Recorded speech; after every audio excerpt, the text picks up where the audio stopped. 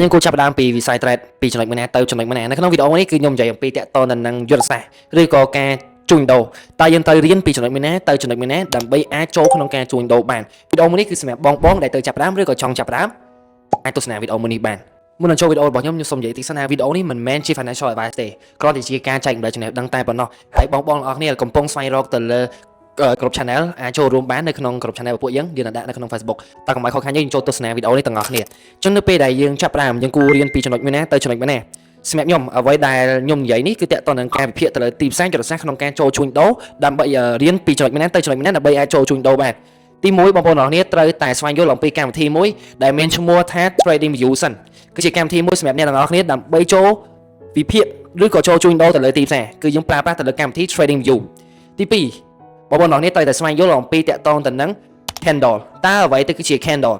គេហៅថាទៀនហ្នឹងឯងរបៀបមើលក្នុងការទៀនបើកទៀនបិទហើយ candle បែងចែកជាប្រមាណបន្ទាប់ពីយើងស្វែងយល់អំពី candle ហើយគឺយើងត្រូវស្វែងយល់អំពីតកតទៅនឹងលំហូរនៃទីផ្សារ market structure មាន market មានលំហូរឡើង uptrend downtrend យើងមានអ្វីផ្សេងទៀតគឺយើងត្រូវស្វែងយល់ពីហ្នឹងបន្ទាប់ពីការស្វែងយល់អំពីមូលដ្ឋានគ្រឹះទាំងអស់ហ្នឹងហើយយើងអាចជ្រើសរើសទៅលើ strategy ទៅតាមនីមួយៗបងអ្នកទាំងអស់គ្នាដែលស្រឡាញ់ទី1បងប្អូនទាំងអស់គ្នាអាចជ្រើសរើសទៅលើ ICT concept អាចជ្រើសរើសទៅលើ SMC concept អាចជ្រើសរើសទៅលើ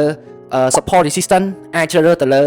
MSNO វាមានច្រើន strategy ក្នុងការជ្រើសរើសប៉ុន្តែរូបខ្ញុំគឺកំពុងសិក្សាស្វែងយល់អំពីតកតនឹង ICT concept បន្ទាប់ពីយើងស្វែងយល់អំពី concept ទាំងអស់ហ្នឹងហើយ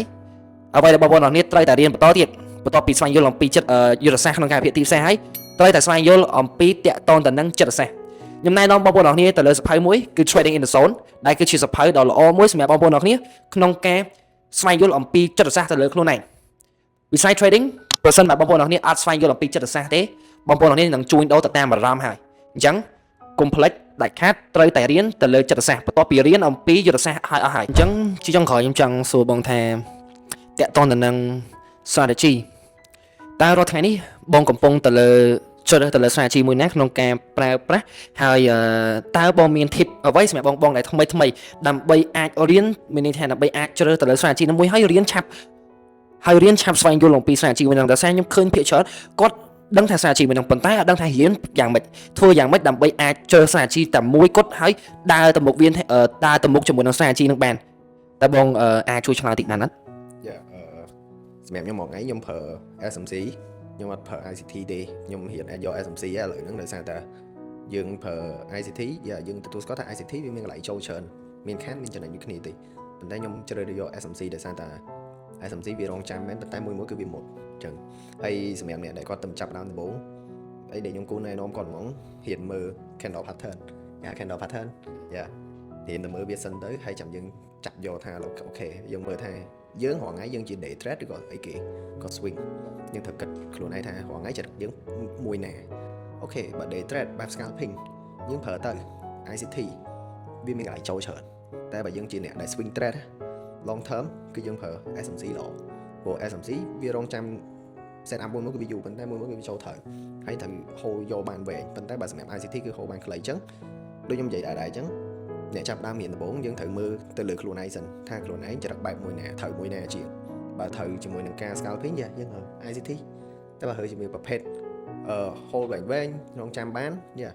យើងអាចប្រើ SMC បានអញ្ចឹងយើងត្រូវមើលខ្លួនឯងសិនមុននឹងជ្រើសរើសយក technical មួយយកមកប្រើថាចរិតយើងត្រូវមួយ technical មួយណាអូខេអញ្ចឹងនៅក្នុងចំណុចមួយហ្នឹងខ្ញុំសូមបន្ថែមមួយទៀតតទៅនៅចំណុចមួយទៀតតទៅនឹង strategy ប្រសិនបើយើងជ្រើសរើសទៅលើ strategy មួយហើយរបៀបក្នុងការដែលបងប្អូនទាំងអស់គ្នាត្រូវតែរៀនមានវិធីសាស្ត្រមួយបងប្អូនទាំងអស់គ្នាត្រូវតែរៀនធ្វើមិនក៏ដោយគឺត្រូវតែដឹងថាតើ strategy មួយហ្នឹង basic របស់វាមូលដ្ឋានរបស់វាគឺមួយណាកុំចូលភ្លាមចាប់ភ្លាមទៅដល់ចំណុចកំពូលដល់ថ្នាក់ទី12អត់កើតទេអូខេអរគុណច្រើនបងសម្រាប់ក្នុងការចូលរួមនៅក្នុងវីដេអូមួយនេះហើយយើងនឹងព្យាយាមធ្វើវីដេអូបន្តទៀតជាមួយទៅនឹងបងផ្សេងជាពិសេសបងអាចស៊ីឆានដល់នឹងវីដេអូក្រោយដើម្បីក្នុងការចែកម្លែកទៅលើវីដេអូមានថាចែកម្លែកដែលយើងធ្លាប់បានជួបនៅក្នុងវិស័យ trading នេះអូខេអញ្ចឹងវីដេអូរបស់ខ្ញុំគឺមានតែប៉ុណ្្នឹងហើយអរគុណច្រើនសម្រាប់ការទស្សនាវីដេអូមួយនេះហើយជួបគ្នានៅវីដេអូក្រោយ